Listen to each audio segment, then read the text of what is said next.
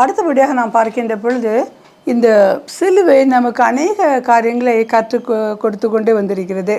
அதில் விசேஷமாக நாம் யாருக்கு இந்த சிலுவை கொடுக்கப்பட்டது, எப்படிப்பட்ட மக்களுக்கு கொடுக்கப்பட்டது என்று நாம் தியானிக்க வந்திருக்கிறோம்.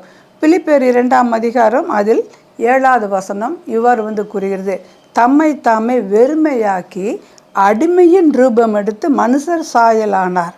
அன்பானவர்களே, இதில் நாம் இதை ரொம்ப தியானித்த பொழுது என் உள்ளத்தை அதிகமான எனக்கு அது தொட்டது. இப்போது இந்த சிலுவை மரணம் என்பது என்ன என்று பார்க்குறோம் அப்படின்னா, அது யார் கொடுக்கப்பட்டது?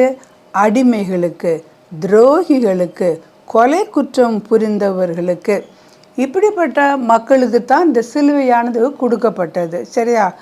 ஆனால் இதில் மிக முக்கியமாக நம்ம என்ன பார்க்குறோம் அப்படின்னு சொன்னால், யாராவது ஒருத்தங்களை உங்களுக்கு சிலுவை மரணம் சொல்லிட்டா போதும், அந்த சிலுவை மரணம் என்ற அந்த வார்த்தையை அவர்களை கொண்டு போடு விடுமாம், வேதனைப்பட்டு போய்விடுமாம். எனவே இந்த சிலுவை பாடு யாருக்கு தான் உண்டு? அடிமைகளுக்கு, துரோகிகளுக்கு, கொலை குற்றம் புரிந்தவர்களுக்கு. இதில் எங்கேயாவது நம்முடைய இயேசுசாமி வர்றாரா? இல்லவே இல்லை. அவர் பண்ண காரியம் என்ன? தம்மை தாமே வெறுக்கின்றார். அடிமைனா யார்? ஸ்லேவ். எஜமானுக்கு கீழ்ப்படிஞ்சிருக்கும். ஏன் எதெல்லாம் கேட்கக்கூடாது, எந்த உரிமையும் கிடையாது, ஒன்றும் கிடையாது. எனவே அவர் அடிமை போன்ற ரூபத்தை எடுத்துக்கொண்டு தன்னைத்தானே தாழ்த்தி அவர் தேவகுமாரனாக இருந்தார். மனுஷ குமாரனாக அந்த உலகத்திற்கு தன் ஜீவனை கொடுத்த ஒரு அழகான இடம்தான் இந்த சிலுவை. எனவே இந்த சிலுவை என்று நான் பார்க்கின்ற பொழுது, இது பொது மக்களுக்கு யாராவது ஒரு சிலுவையில் அறையப்படுகின்றார்கள் என்றால் அந்த நிகழ்ச்சியானது அவர்கள் உள்ளத்தில் ஒரு அநேக பயத்தையும் திகிலையும் உண்டாக்கும். அதே சமயத்தில் தங்களுக்கு உறவினர்களுக்கு அதெல்லாம் உண்டாக்கும். ஆனால் தங்களுக்கு வேண்டாதவர்கள் மற்றபடி இது ஒரு என்டர்டெயின்மெண்ட் மாதிரி எல்லாரும் இப்போ கிரிக்கெட் மேட்செல்லாம் பார்க்குற மாதிரி எல்லாரும் போய் யாரை இவனை அடிக்க போகிறாங்களா, சிலுவையில் கொண்டு போகிறாங்க. இப்படி சிலுவையில் அறையப்படுகிற மக்கள் இந்த சிலுவையை எடுத்துக்கொண்டு அவங்க என்ன செய்யணும் அப்படின்னா, அதில் இந்த இந்த இந்த பகுதி இருக்குது, இதை மட்டும் அவங்க ஷோல்டரில் வச்சுக்கிட்டு தெருக்களில் அப்படி போவாங்களாம்.